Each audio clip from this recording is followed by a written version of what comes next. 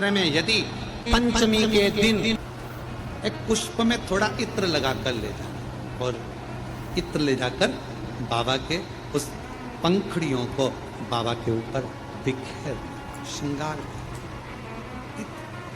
भगवान शंकर उसके मन की कामना को पूर्ण जरूर करते हैं। सवेरे उठते से पहला एक लोटा जल शिव को, क्योंकि उसी के माँ जगत जननी हस्तकमल पर जल जाना जरूरी है। शंकर का चढ़ा वो हमें फल प्रदान करे, सुख दे, आनंद का दे। में यदि प्रेमवश नवरात्र में अगर माँ जगत जननी जगदम्बा का अम्बा का दर्शन करने के लिए माता रानी के मंदिर तक जा रहे हो तो एक पुष्प की 9 पंखड़ियां जरूर लेकर या 9 पुष्प लेकर,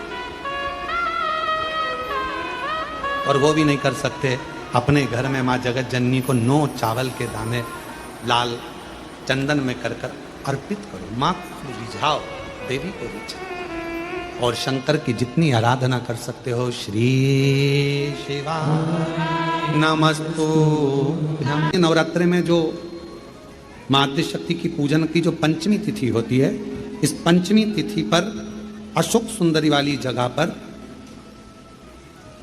जो अशोक सुंदरी का स्थान है, वहां पर लाल पुष्प एक समर्पित करें। जो जलाधारी है माँ पार्वती जगत जननी जगदम्बा अम्बा भवानी मैया दुर्गा का हस्त कमल, इस पर 7 जगह पर कहीं पर भी लाल चंदन की बिंदी 7 स्थान पर कहीं पर भी रखें और 1 लोटा जल शिव जी को पंचमी के दिन, नवरात्र की पंचमी के दिन कामना करते हुए उत्तर की ओर मुख कर कर, अर्थात यहाँ बैठते हुए शिव जी पर जल चढ़ाना प्रारंभ करें और अपने मन की कामना कहकर बाबा के पास में जो लाल पुष्प समर्पित करा है उस पुष्प को अशोक सुंदरी वाली जगह से वापिस लेकर जाए। जिस लक्ष्य को आप पाना चाहते हो, अच्छी पढ़ाई कर रहे हो, खूब अध्ययन कर रहे हो, खूब मेहनत कर रहे हो, खूब पढ़ो, कोई दुकान खोल रहे हो, व्यापार चालू कर रहे हो, कोई नया कार्य चालू कर रहे हो, उस पुष्प को अपने स्पर्श कर कर या उस पुष्प का दर्शन कर कर आप एक बार जाकर देखो, आपको उस मंजिल तक माँ आद्य शक्ति दुर्गा भवानी शिव पहुंचाकर। में यदि पंचमी के दिन 5 दीप भगवान के सामने प्रज्वलित कर कर अपने दरवाजे के पास में बाहर की ओर रख देता है, उसके घर में कभी रोग बीमारी और लक्ष्मी की कोई कमती नहीं होती, उसका जीवन सार्थक हो जाता है। वर प्रदान है, आम के पल्लों में शंकर का आशीर्वाद। 11 आम के जो पत्ते जिस डाली में लगे होते हैं, वो डाली कोमल सी डाली, 11 टुकड़े महाराज एक कच्चे सूत से लपेटकर 11 बार उसका भाग, जब उसको लपेट लोगे इस तरह से इकट्ठा करके, आगे का जो भाग है 11 बार कच्चा सूत लपेटने के बाद जो भाग पीछे का आगे का कोई भी हो, उसको शहद में डुबाकर शिव जी को समर्पित कर दो। किस जगह पर रखना है? अशोक सुंदरी वाली जगह। अशोक सुंदरी की जगह जानते हो आप लोग, पहले भी आपको बताया है, आज फिर आपको वर्णन कर दें। जैसे ये गोल जलाधारी है, ये शिवलिंग रखा है, ये 2 जहां से पानी बह रहा है बाबा के चरणारविंद, राइट में श्री गणेश जी का स्थान, लेफ्ट में कार्तिकेय का स्थान, बीच में अशोक सुंदरी की जगह। शंकर भगवान की 6 लड़कियां हैं। भगवान शंकर के 13 बच्चे, 13 बच्चों में से 6 लड़कियां, उस 6 लड़कियों में से एक लड़की का स्थान, भगवान शंकर की एक बेटी का स्थान, अशोक सुंदरी का स्थान सामने पद्म पुराण में स्पष्ट किया, यह स्थान अशोक सुंदरी का। शंकर भगवान की जलाधारी में पार्वती जी का हस्तकमल, ऊपर से जो एक एक बूंद पानी गिरता है, यह शंकर भगवान की 5 लड़कियों का स्थान है, जया, विषहरा, सामरीबारी, दौतली और देव। शंकर भगवान की 5 लड़कियां भगवान शंकर के मस्तक पे जल की धार गिरा रही हैं। बीच में जो अशोक सुंदरी का स्थान है महाराज, उस जगह पर शहद का मुख, जो शहद आपने भिंगोया है, उस शहद का मुख शंकर जी की ओर कर कर इसी चैत्र के महीने में, इन्हीं नवरात्रि में शंकर भगवान के उस अशोक सुंदरी की जगह पर शहद का भाग शिव जी की ओर रख दें। महाराज अगर घर में संपदा की कमी हो या कोई पैसा खा गया हो, रुपया नहीं दे रहा हो, पैसा अटक गया हो, तो उस शहद को शिव जी की ओर मुख कर कर उस आम के पल्लव की जो डंडी है उसको 11 डंडी को वहां रख दीजिए और उससे अपनी कामना कर कर आ जाइए। हो सके उस शहद में से थोड़ा सा शहद किसी रुमाल पर किसी कपड़े में लगाकर उसको रख लीजिए। जिस व्यक्ति से पैसे लेना है, जिस व्यक्ति से पैसे मांग रहे हो, उससे एक बार जाकर मिल लीजिए, एक बार उसको खबर कर दीजिए। बाबा चाहेगा भोलेनाथ तो नवरात्रि में ही पैसा वापिस आ जाएगा, अगर शिव कृपा कर दे। ये बाबा की करुणा। आम का पल्लव कोई साधारण नहीं जिसको कलश के ऊपर रखा जाता है, शिव की कृपा। जिस आम के पेड़ पर स्वयं कामदेव चढ़कर भगवान शंकर के तीसरे नेत्र द्वारा जलकर भस्म हो जाते हैं, वो आम का पेड़ साधारण नहीं हो सकता, सहज नहीं है।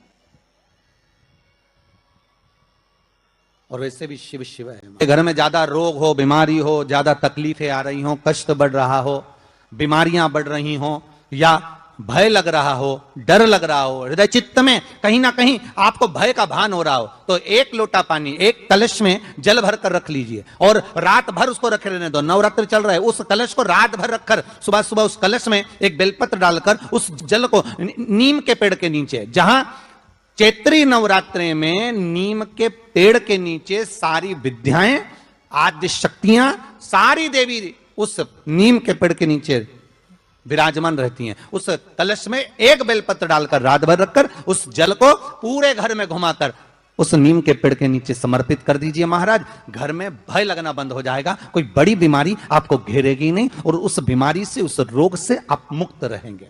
उस बीमारी से, उस रोग से आप मुक्त पाएंगे, वो बीमारी आपको घेर नहीं। विश्वनाथ को कुछ नहीं चाहिए, मेरे शंकर को चाहिए क्या?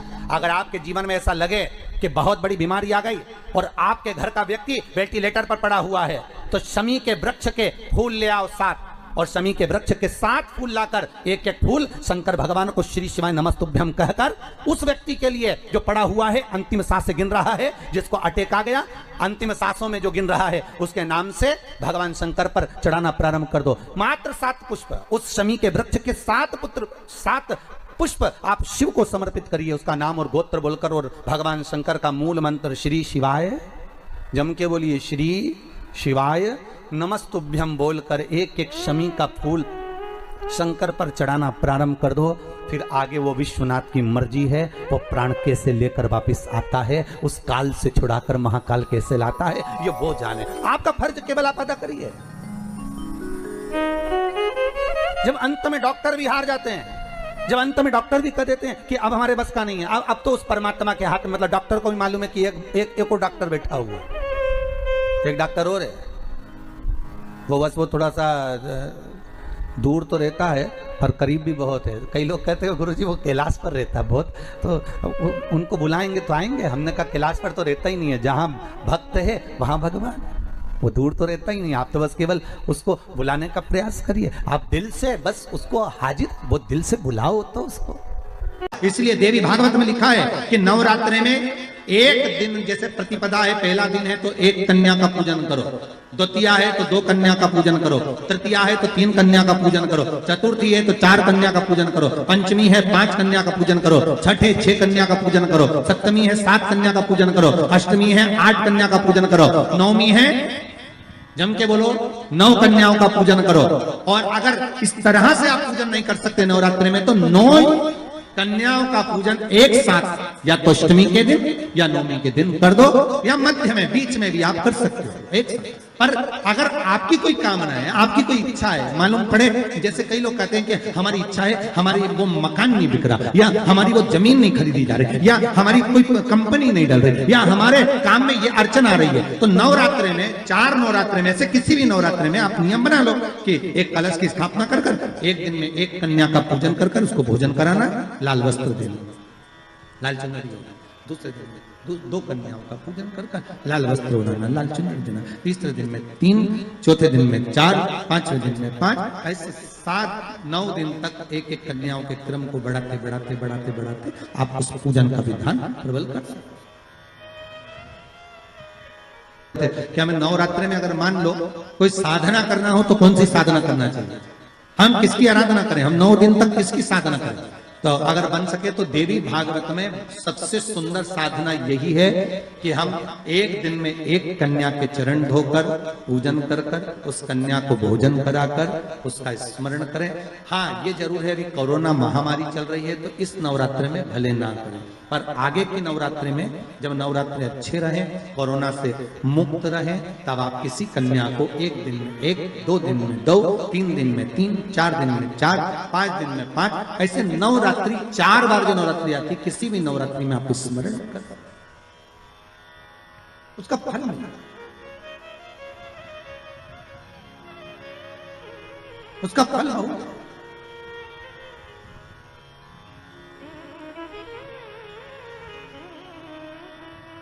जैसे बेलपत्री का किया गया दान छिन्न नहीं माना गया। किस चीज का दान? जम के बोलिए जरा। बेलपत्री। बेलपत्री का किया गया दान छिन्न दान नहीं है, समाप्ति नहीं होती। बेलपत्री अगर आपने कोई आपसे कहा जी तुम्हारे यहाँ बेलपत्री लगी है, जरा 8-10 दे दोगी क्या? बिल्कुल। और उससे कहो बेलपत्र तू मत तोड़, हम तोड़ कर देते, और अपने हाथ से बेलपत्र निकालकर उसको दो दान। ये छिन्न दान नहीं है, ये समाप्त नहीं होता। ये बेलपत्र का दान अविरल दान बढ़ता है।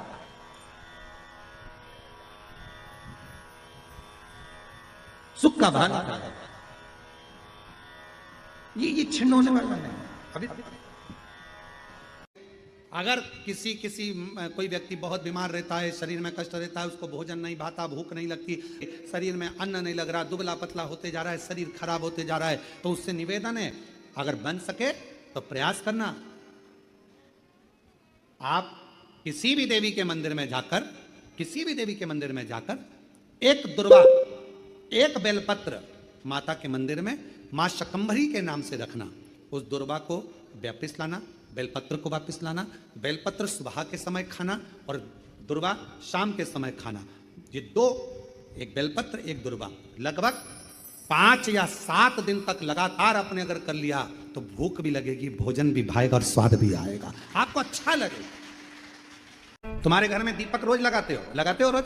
मंदिर में दिया जलाते हो, पीतल का, तांबे का, चांदी का, स्टील का, जो दिया तुम्हारे घर में होगा रोज लगाते हो। बत्ती रोज जलाते हो, 5 दिया होंगे तो कभी बदल के मांझ कर, खासा कर धोकर उस दिए को लगाते हो। पर कभी विष्णु पुराण को पढ़िए, विष्णु पुराण में दीप की महिमा आई है, और विष्णु पुराण में जब दीप की महिमा को हम पढ़ते हैं तो उस दीप महिमा में वर्णन आता है कि दीप देव में इतना बल हो जाता है, रोज दीप लगता है भगवान के सामने, रोज उतारा जाता है, रोज बार बार उतरता है, उस दीप में इतना बल आ जाता है कि यदि कोई बीमार व्यक्ति है और उसका रोग समाप्त नहीं हो रहा, तो वो जो दीप है जब वो ठंडा हो गया, उसी दीप को पानी के अंदर डाल दिया जाता है और उसी पानी से उस व्यक्ति को स्नान कराना प्रारंभ कर दिया जाता है, तो उसका रोग समाप्त हो जाता है। इतना बल दीप में हो जाता है। आप लोग एक मंत्र का उच्चारण हमेशा करते आए मां जगत जननी के, जगत जगदम्बा के। जयंती मंगला काली भद्रकाली कपालिनी दुर्गा क्षमा शिवा गात्री स्वाहा स्वधा नमस्तुते। मंत्र का उच्चारण और कितना प्रबल है। दिया अखंड जलाया जाता है, अगर वो दिए की बाती अगर दक्षिण दिशा की होती है तो उसके घर में साल भर में एक घात जरूर होती है। जो दिया अखंड जलता है उसकी बाती का मुख दक्षिण का नहीं होना चाहिए। अगर आपने देवी भागवत का स्मरण कराओ, देवी भागवत को अगर सुना हो, तो देवी भागवत में स्पष्ट किया गया कि पूर्व की ओर मुख करा हुआ दिया, अर्थात पूर्व की ओर ज्योत जो जलाई जाती है वो संपदा की वृद्धि करती है।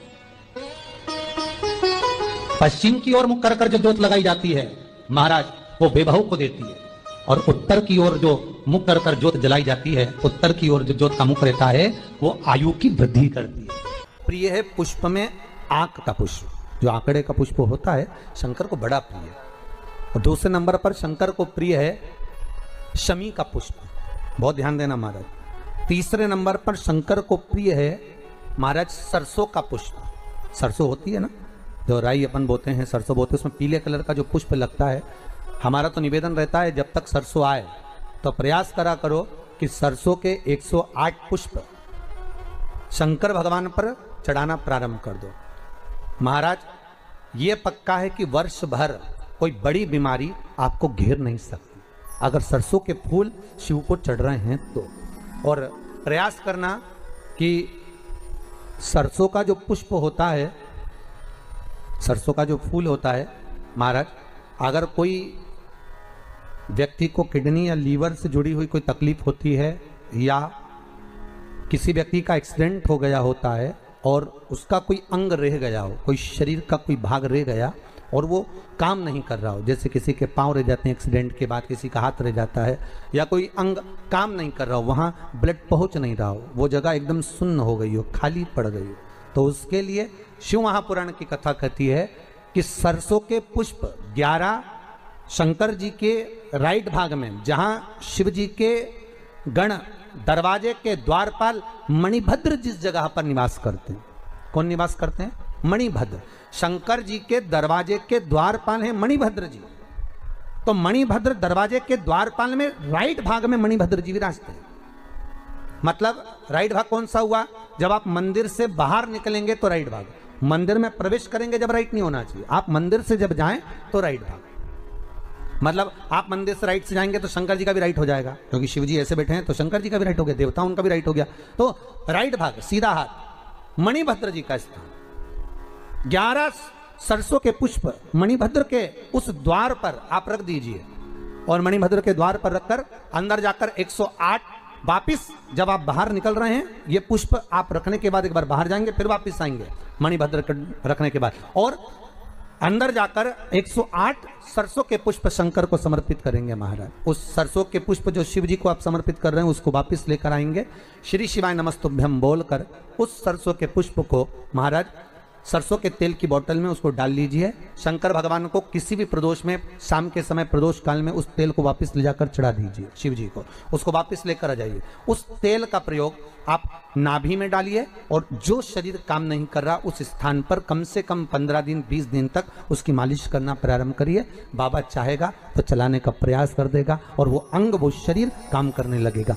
मणिभद्र का स्मरण, श्री शिवाय नमस्तुभ्यम, सब बोलिए एक बार जमकर, श्री, अरे पहले बोल दिया, हमारे साथ तो बोलो, श्री शिवाय नमस्तुभ्यम। भगवान शिव के मंत्र का स्मरण कर कर करते सरसों का जो पुष्प है उसमें आनंद की अनुभूति है, आनंद की अनुभूति। नवरात्रि चल रही है, मान लो कर्जा बहुत ज्यादा मात्रा में हो गया हो, पीक अच्छी नहीं आई हो, फसल अच्छी नहीं आई हो, बहुत टेंशन की जिंदगी अगर चल रही हो, बहुत चिंता ग्रसित कर रखी हो और ऐसा लग रहा है कि पैसे की आवक कहीं से नहीं है और टेंशन बढ़ता जा रहा है, तो ये नवरात्रि जब पूर्ण हो तो दशमी जब तिथि आए, 9 दिन पूरे होने के बाद जब दसवीं तिथि आए, दसवीं दशहरा, चैत्र का जो दशहरा, नवरात्रि पूर्ण होने के बाद में जो दशमी तिथि आए, समी के पत्ते 5 दुर्वा, 5 बेलपत्र, भगवान शंकर के मंदिर में 1 शमी का पत्ता, 1 दुर्वा, 1 बेलपत्र, भगवान शंकर से अपनी कामना करके, अपना गोत्र बोलकर शंकर भगवान के शिवलिंग पर समर्पित करें। फिर दूसरा पत्ता, दूसरा शमी पत्ता, दूसरी दुर्वा, फिर शिव जी पे समर्पित करें। 5 पत्ते शमी के, 5 दुर्वा, 5 बेलपत्र, जो विजयदशमी चैत्र महीने की रहेगी, चैत्र महीने की जो 10वीं तिथि रहे नवरात्रि के बाद की, समर्पित कर कर 1 लोटा जल 3 बार शंकर जी को उसी जल से 3 बार समर्पित करें। अपनी कामना कर कर चढ़े हुए जल का भाग थोड़ा सा लेकर आएं, घर के दरवाजे पर, व्यापार के स्थान पर उसका सिंचन करें और हृदय से बाबा से प्रार्थना करें, बाबा तेरे भरोसे हैं, बहुत चिंता है, बहुत टेंशन है, कर्जा बहुत है, दुख बहुत है, व्यापार चल नहीं रहा, तुझे समान। हमारा विश्वास कहता है 3 महीने के अंदर जहां भी कथा होगी वहां आपका खुद का पत्र आकर आप लिखकर भेजोगे कि मेरे बाबा ने मेरा हाथ पकड़ा, मेरे शिव ने साथ दिया। विजयदशमी पर शमी के पत्र की बड़ी महत्वता होती है।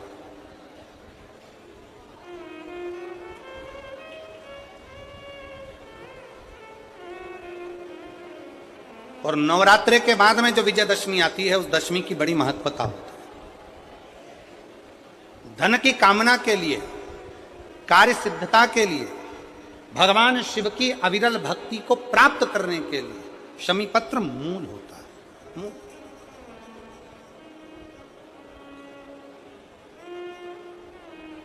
और हम तो बिल्कुल कहेंगे शहादा वालों से भी, और जितने आस्था चैनल पर कथा सुन रहे हैं, जितने टीवी पर कथा सुन रहे हैं, मोबाइल पर कथा सुन रहे हैं, कि कभी कभी दो स्थान पर दीप लगाने में पीछे मत हटो। पहला बेलपत्री के वृक्ष के नीचे, दूसरा कहीं मौका लग जाए तो शमी के वृक्ष के नीचे भी कभी कभी अपनी कामना के लिए बाबा से प्रार्थना कर कर कि बहुत कर्जे में लदालूम हूं, बहुत तकलीफ चल रही है, तो बेलपत्री के वृक्ष के नीचे भी दिया लगाओ और शमी के पेड़ के नीचे भी दिया लगाओ। कभी कभी बाबा से प्रार्थना।